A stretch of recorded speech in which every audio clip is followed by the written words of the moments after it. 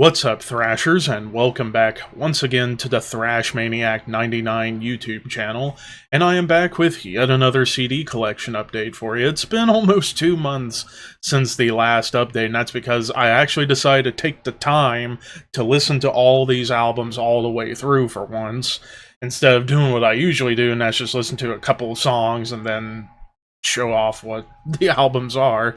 So I decided to actually take some time out of doing a bunch of other stuff to actually sit down and listen to all these albums.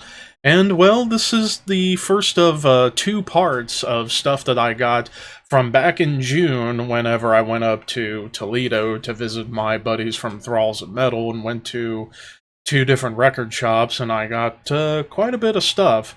This is the first part of those albums. The second part will be coming out in a couple of weeks once I get more time to digest those. But here I am talking about at least 15 that I got. And well, let's get started. So first we have Ahab the Giant. This is the 3rd studio full-length from this German funeral doom / death doom band. And, well, I've been needing to check out more Ahab, considering I was a pretty big fan of their last album, The Coral Tombs, back in, 2023? And I think that made my year-end list. Now, full transparency, some of you guys may have heard me say it during a recent live stream that I am not the world's biggest Funeral Doom fan, or have checked out a bunch of bands. Even the pioneering bands like Thurgothan I have not listened to. And it's mostly just because I just don't know what to expect. But when it comes to Ahab, to me, I feel like they're much more than just Funeral Doom. Like, a lot of this reminds me closer to the death doom of bands like Swallow the Sun, and even like little hints of bands like Hooded Menace. It's just a tad bit slower, but yeah, this whole album's absolutely fantastic. Like, all 6 of these songs are just, they're really something else. They really are something else. Tracks like Aeons Elapse,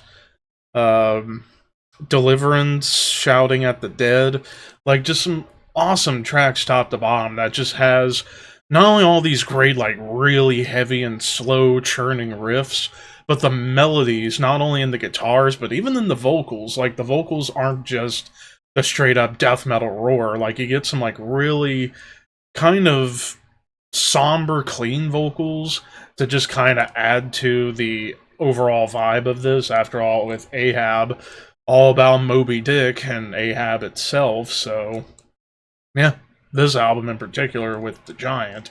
So, yeah, this is overall an awesome album, even if I'm still kind of slowly getting into some Funeral Doom. I am giving some of it a chance, namely with like Bell Witch, Evoken, and now Ahab, so maybe it's time for me to check out some of the other seminal bands like Skepticism and Thurgothan and Funeral and a few others, but still, don't expect me to, like, absolutely love everything about it. But anyways, I did love this album.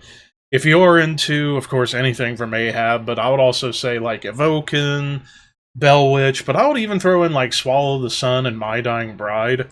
Check this out. This is actually some really, really good stuff. Alright, and now we're about to get into a pair of albums from Amon Amarth. We have their 5th album, Fate of Norns, and their 9th album, Deceiver of the Gods. So, of course, Swedish melodic death metal legends at this point, and they've got a new album coming out pretty soon, which I can't wait to check out. I hope it's better than at least Berserker. I thought Great Heathen Army was a better, like, return to form a little bit for them, but we'll see what this new one offers us. But anyways, these 2 albums represent almost 2 completely different eras of the band. Fate of Norns in particular, this was back in 2004. This was back in their more heavier direction. Like, the early Amon Amarth stuff was definitely much more melodic and almost hints of black metal in certain spots, especially on Once Sent from the Golden Hall.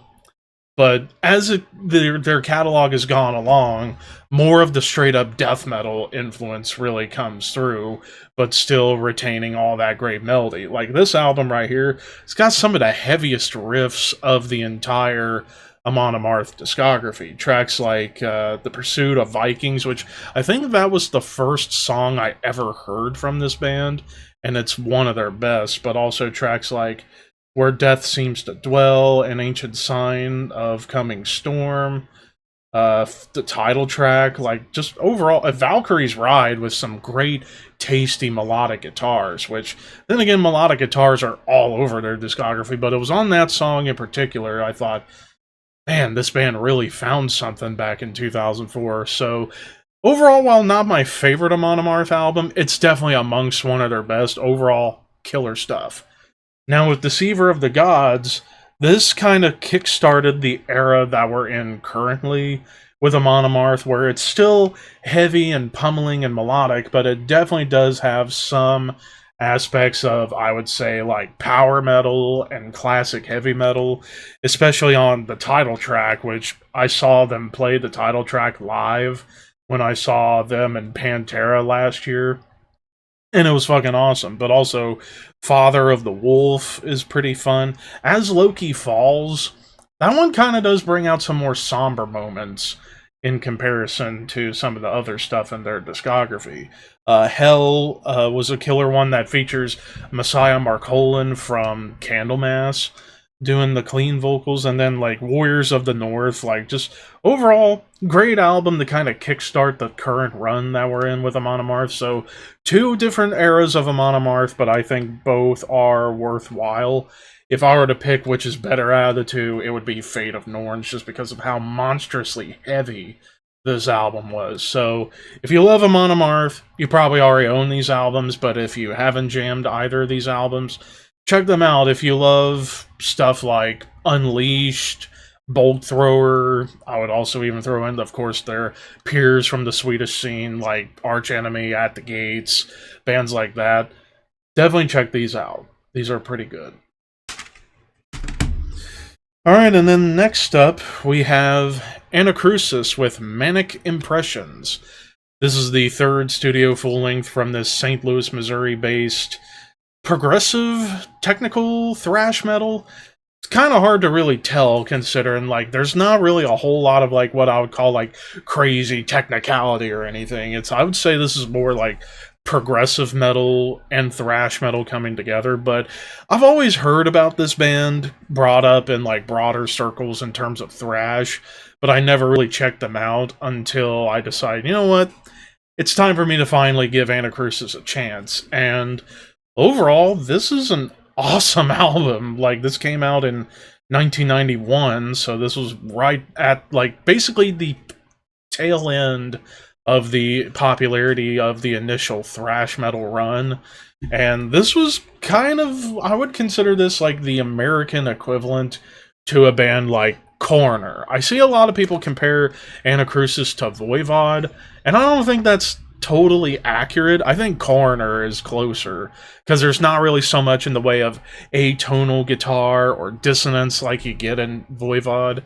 To me, you just get like just straight up, at times technical, but it's not as technical as Coroner.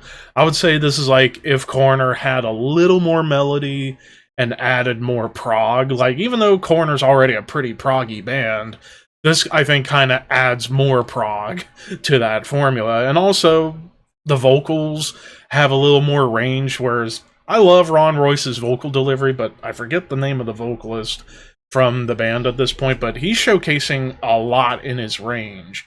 Sometimes to a detriment. Like, I would say one of the only minor nitpicks I had about this album would be the vocals occasionally getting so high to the point where it's almost screeching.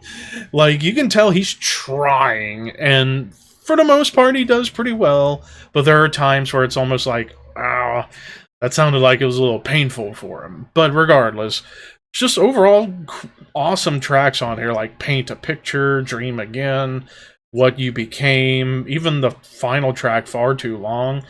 Just long songs, but packed with a ton of dynamic and a lot of melody.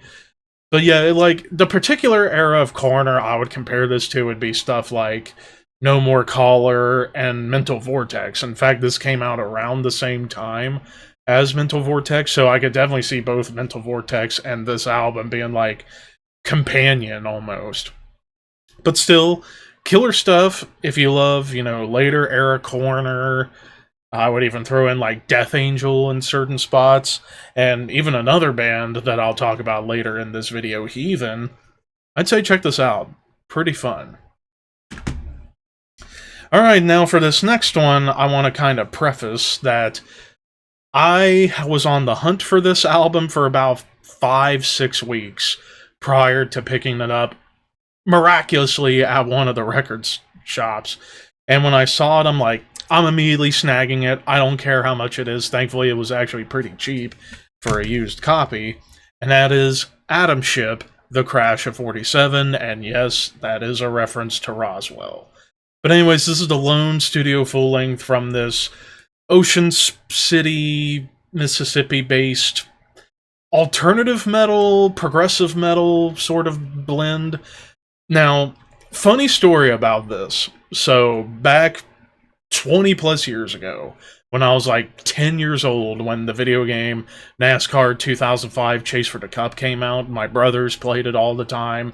I would play it eventually on PlayStation 2, mind you. And this was back in the day whenever I was first getting into bands, mostly because of pro wrestling music, but also video game soundtracks. Like, video game soundtracks was an important gateway for me to check out a ton of metal. And on that NASCAR 2005 soundtrack was a song called Pencil Fight by a band called Adamship. Now, that was the only song, the only track that I ever checked out from this band in all my life. And I loved that song. And then what ends up happening is that I end up coming across a video from my good buddy Necrotic Nick over at Thralls of Metal that, well, he was doing an episode about Mississippi metal, and I saw on the thumbnail a logo for a band called Adamship, and I was thinking in my head, wait a second, that can't be the same Adamship I'm thinking of. There's no way. I do my research right after I found that thumbnail, and I was like, holy shit, it is the same Adamship that did that song that I loved in a soundtrack 20 years ago. And basically right there that night, I decided to jam the rest of this album, and, well, I kind of want to keep my opinions on this one a little brief, because I could possibly do a retro review, either on my own, or with Nick and others from Thralls in the future, but I will go ahead and say, I fucking love this album. It is a highly underrated, overlooked gem of metal, period. And, of course, it came out on Wind Up Records in 2004, which, if anybody knows about Wind Up's roster at the time, it was mostly bands like Creed, Evanescence, Finger 11, mostly like the post-grunge, hard rock, or even alternative metal stuff, or in the case of Evanescence, like getting into like almost new metal territory. But yeah, this came out on that label, and it's an oddity in terms of that label because, well, the label signed a prog band, and, well, some stuff happens, but still, like I said, I'm going to keep my opinions about this album brief, but I suggest you guys check this out, especially if you love bands like Tool, even a more current band like Carnival. I'd also throw in like little hints of Dream Theater, System of a Down, old Deftones, and even some Catatonia as well. Check this out. This is fucking awesome. And I still can't believe that all that happened in somewhat of like a happy accident. It was all just a complete happy accident. But regardless, moving on to the next one, we have Behemoth's in Absentia Dei. This is a live album from this Polish blackened death metal legend at this, or institute at this point. Like, who doesn't know Behemoth? But anyways, I saw this at one of the shops, and I was like, you know what? This is a pretty cool live moment in their career that I decided, you know what? Might as well pick it up. Now, there is live footage of this show out there on YouTube, and this was recorded in 2020, and this was back at the... We were neck deep into the pandemic. No, like, live concerts were happening with a crowd. If there was any live shows, they were doing it privately in some, like, warehouse, or in the case of Behemoth, like an old cathedral in Poland. And that's what they did. They found this old abandoned cathedral in the woods of Poland and set up a bunch of pyro and lights and, like, dancers and mascots all over the place. Like, if you watch the footage of it live, it's pretty fucking amazing, but the performances themselves were killer as well. I would say for me, the main standout from this would be when they played Satan's Sword, I Have Become from Pandemonic Incantations. Like, they turned it into something even heavier and more brutal, which is fucking bonkers, but still, like, the rest of the performances were great, and of course they close out with O Father, O Satan, O Son, which I think is their best song they ever did. But yeah, awesome live album. I'm not particularly one to get a bunch of live albums. I mean, I have quite a few, but only the ones that are, like, truly monumental. And this, I think, is one of those monumental ones. So, if you love Behemoth, you probably already have this, but if you aren't too keen on live albums, I still say check it out. Like, the production of the live recordings were killer, and of course, if you watch the footage on YouTube, it looked insane. Alright, next up we have Cadaver, Hallucinating Anxiety. This is the debut album from this Norwegian death metal band, probably the first real death metal band out of Norway. And, well, this one, I know in its history, it's had a bit of a complicated history in terms of, like, release and all this stuff. This is actually a reissue by Listenable Records that came out last year, so yeah, the album cover's different. Not like the original album cover, which I still think is one of the more disturbing album covers I've ever seen. I'd rather not look at it. But, so yeah, we get this updated artwork, and, well, now the reason I say it's kind of complicated in the sense of, like, release and all that stuff, so it initially came out on Anacrusis Records, which was a record label run by Jeff Walker and Bill Steer of Carcass. And it came out in the same year as another Anacrusis Records release, Carnage Dark Recollections. And at one point, both albums were released in, like, a split CD, which was interesting. So that's why I say it's had a bit of a complicated history in terms of releases and whatnot. But the music on here is pretty solid. Like, of course, I think Norway got better in terms of their death metal product with, you know, bands like, of course, My Boys in Blood Red Throne, but also, like, Obliteration and some other ones. But this was kind of a foundational album for the death metal scene in Norway, which is still very much small potatoes compared to the black metal scene. But still, you get some awesome tracks on here, like Twisted Collapse, Erosive Fester, Cannibalistic Dissection, Metal Abhorrence. And the death metal that they're kind of going for on here is more closer to a band like Carcass. I would even say bands like Autopsy, and even spots that remind me a little bit of Repulsion, if Repulsion wrote longer songs. That's kind of what you get on here. So, yeah, overall, pretty solid debut. If you love, of course, like I just said, Carcass, Autopsy, even a little bit of Repulsion, and hell, I'll even throw in a band like Carnage, of course, or some of the Swedish death metal. You can kind of get a little bit of tropes from here, but still, pretty fun debut for sure. Alright, and now the next one is Cephalic Carnage with Lucid Interval. This is the third studio full-length from this Colorado tech death / death grindcore band. It's kind of a weird hybrid of, like, technical death metal and grindcore, so to the point you can just call it like a tech death grind band, and I think that'd be pretty fair. But anyways, I just had never gotten around to jamming Cephalic Carnage before, because again, when it comes to grind, I like my grind to be way more on the death metal side rather than the punk side.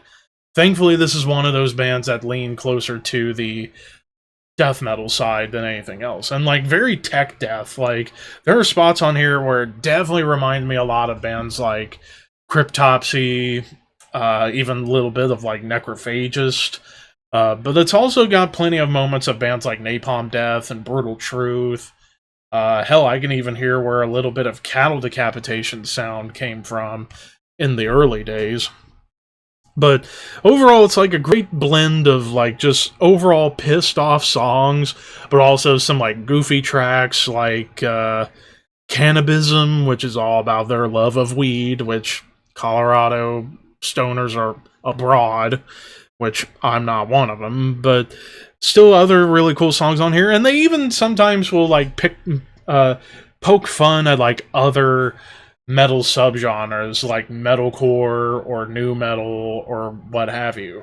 But still some fucking killer songs on here, and there's like a good range of songwriting on here. Like there's even spots where it gets into like jazz fusion territory, which is really, really interesting. But yeah, if you love, again, I would say like Cryptopsy, Dying Fetus, Aborted, Cattle Decapitation, and Necrophagus, excuse me, but also like Napalm Death and Brutal Truth. Check this out. This was an overall wild, bonkers experience. Alright, and then the next album, we have The Chasm with Procession to the Infraworld. This is the 4th studio full-length from this Mexican death metal band. Of course, this is another one of those death metal bands that I've been needing to jam, and I finally decided when I saw this at a record shop, I was like, you know what? It's time to finally get into The Chasm. And this was like the album that I was recommended the most to check out from this band, because from so many of their fans, this is their finest work. And after listening to it, I can definitely see why. Like, holy crap, these songs are wide-ranging, they're brutal, but yet they still carry a lot of melody. Like, there's still some awesome melody on here in terms of the guitars. Vocally, goes back and forth between like these low death metal growls and some like big like black metal screams here and there.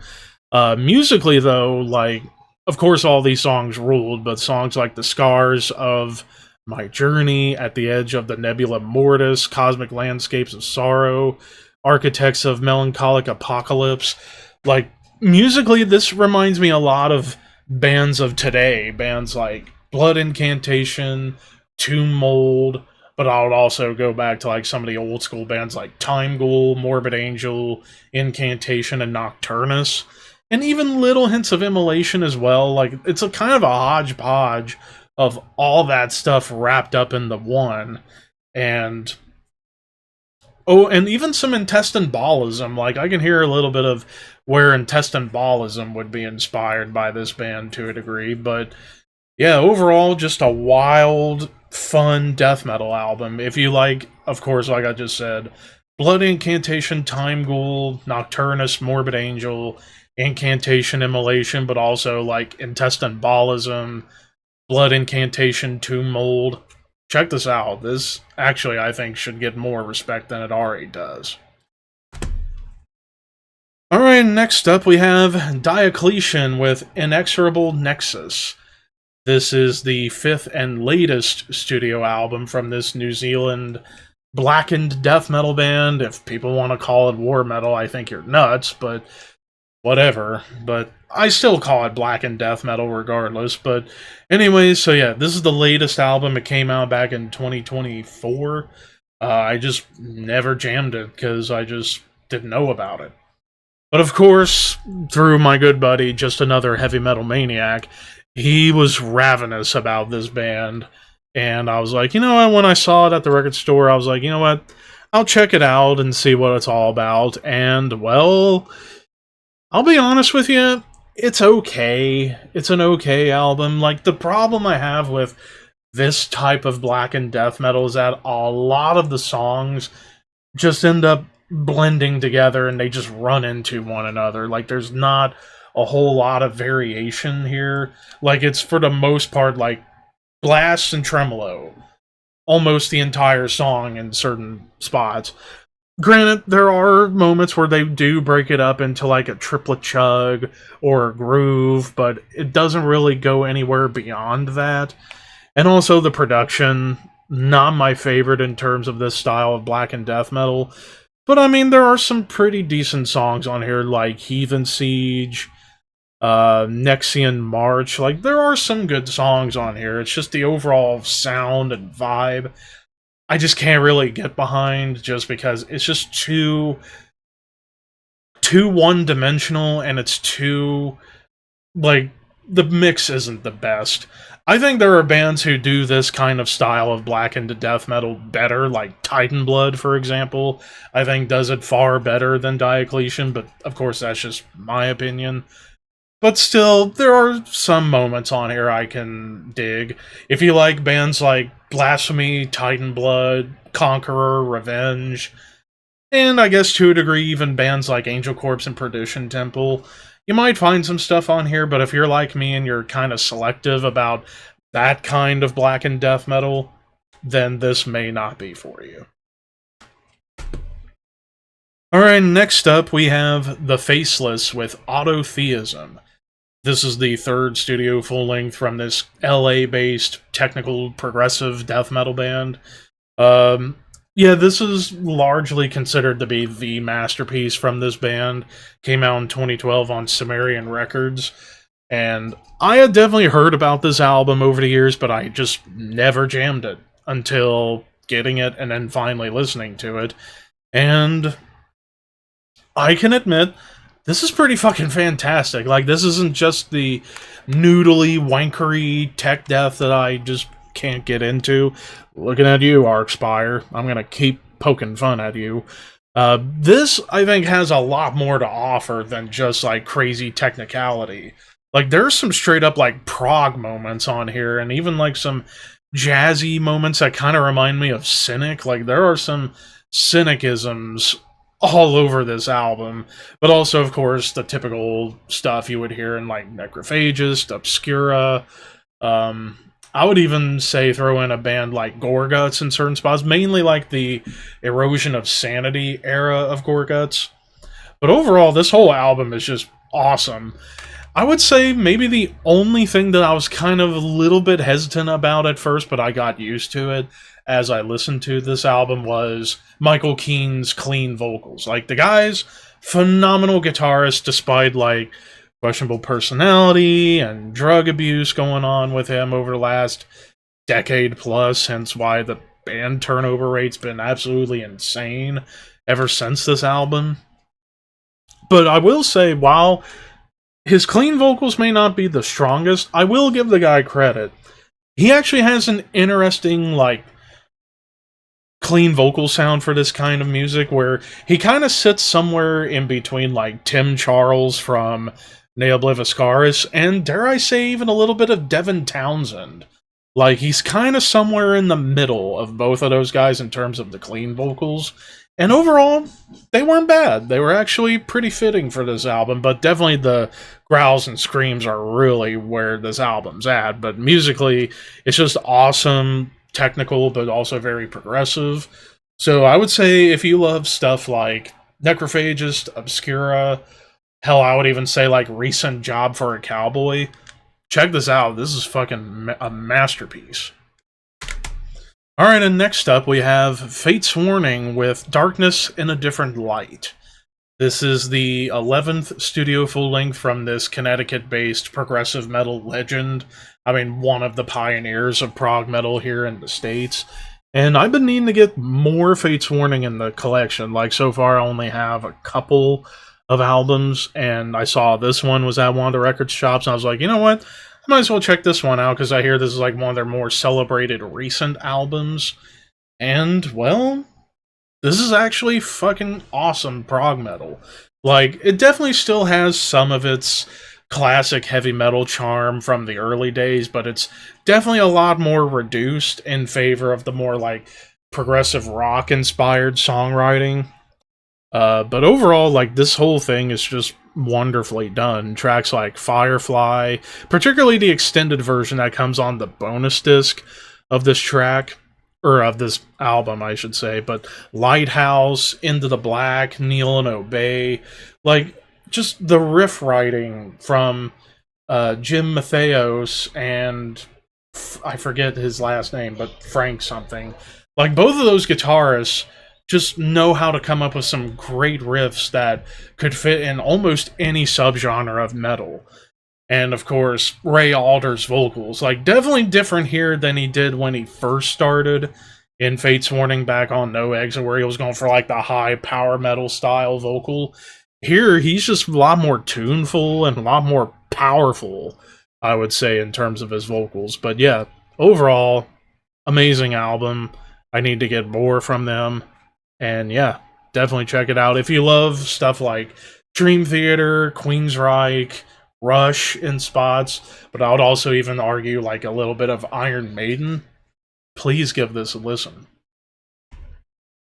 Alright, next up we have Gates of Ishtar with At Dusk and Forever. This is the third and last studio full-length from this Swedish melodic death metal band. Now, I know this band got back together a few years ago, but I haven't heard any rumblings of if they're going to be making any new music. But I saw this and I was like, you know what? Again, this is another one of those bands I kept seeing the name come up, but I never jammed them until now. And I gotta say, excuse me, that back in 1998, this band really found something. Like, yeah, this is melodic death metal, very much in the Gothenburg vein, but I would also argue there's a little bit of hints of black metal in here too, but not quite to the level of a band like Dissection or Sacramentum. Like, hell, I think a good like comparison would be like Necrophobic, where like Necrophobic definitely fits in the middle of both black metal and melodeath. This is kind of more like that, but I would say it's leaning a little bit more towards the At the Gate side than the Dissection side. Like, really the main thing on this album that is any semblance of black metal would be the vocals. Like, the vocals are definitely more of a black metal scream, very akin to John Nodvite, for sure. But songwriting, there is some little Dissection moments in terms of, like, the riff changes and the dynamics, but the terms of the actual riff writing and the songwriting, it's definitely more towards At the Gates. I mean, top to bottom, tracks like Wounds, Battles to Come, Always, even the instrumental Forever Beach was a pretty instrumental, and they actually do a really fun cover of Red Hot by Motley Crue, which didn't expect to hear that, but they absolutely crushed that cover and do it in their own way. So, yeah, this is an awesome album that came out in the late 90s. Kind of, I would argue, a hidden gem in terms of Swedish metal in general. So if you love, you know, At the Gates, Dissection, Necrophobic, but also like Dark Tranquillity, check this out. This is actually a masterful album. Alright, in the next band, and I kind of telegraphed this one when talking about Anacrusis, and that is Heathen with Victims of Deception.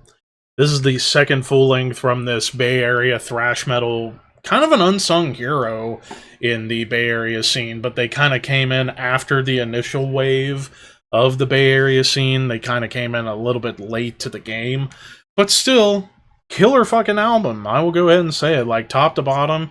While it is pretty long, like, it's about an hour long, and there's some long songs on here, but overall, didn't get boring. It didn't feel like it dragged. I honestly feel like this is one of the more underrated Bay Area albums. I mean, top to bottom, tracks like Opiate of the Masses, Heathen Song, Prisoners of Fate, Morbid Curiosity, some awesome tracks top to bottom that just, it almost felt like Heathen was kind of trying to pick up the torch from where Metallica left off on And Justice for All. Like, it's got that, like, almost technical, but more so, like, progressive songwriting of, like, And Justice for All.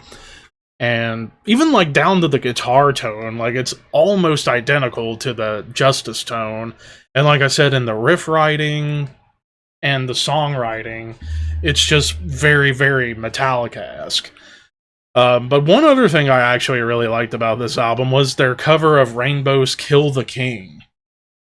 another cover that gets crushed in this update. So yeah, definitely check this out. Like, I definitely need to get their first album, Breaking the Silence, but I hear this one was more the bigger breakthrough. So if you love Metallica, maybe even like Death Angel, Testament, and even a band like I brought up earlier with Anacrusis, please give it a listen.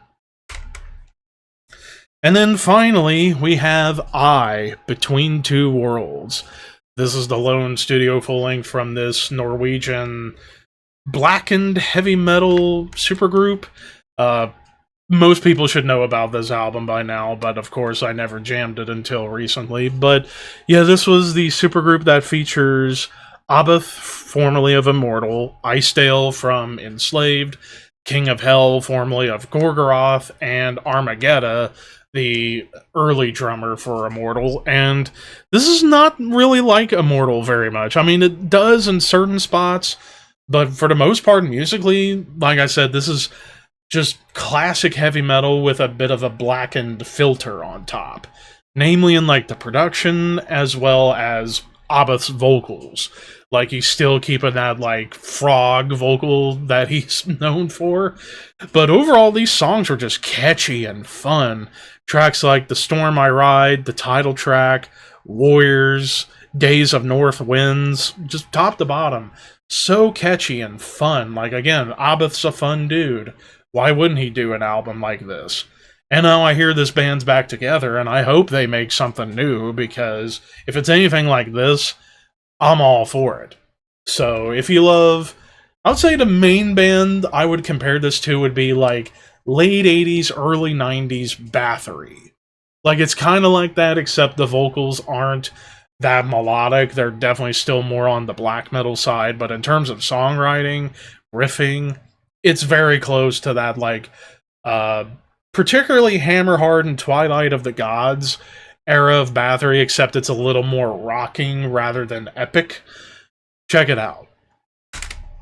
And that does it, ladies and gentlemen, for yet another update. And yeah, a lot of killer stuff on here. And like I said, this is just most, or not really most, but like some of the stuff that I got while I was in Toledo. The next update where I'll go over the rest of the stuff in Toledo, plus some extra stuff that I've gotten along the way. That'll happen in a few weeks' time. But anyways, what was your guys' favorite album out of everything I showed today? Let me know in the comments below, and don't forget to like, comment, share, subscribe, all that fun stuff. But until next time, thank you for watching, keep your horns high, and your dreams wet.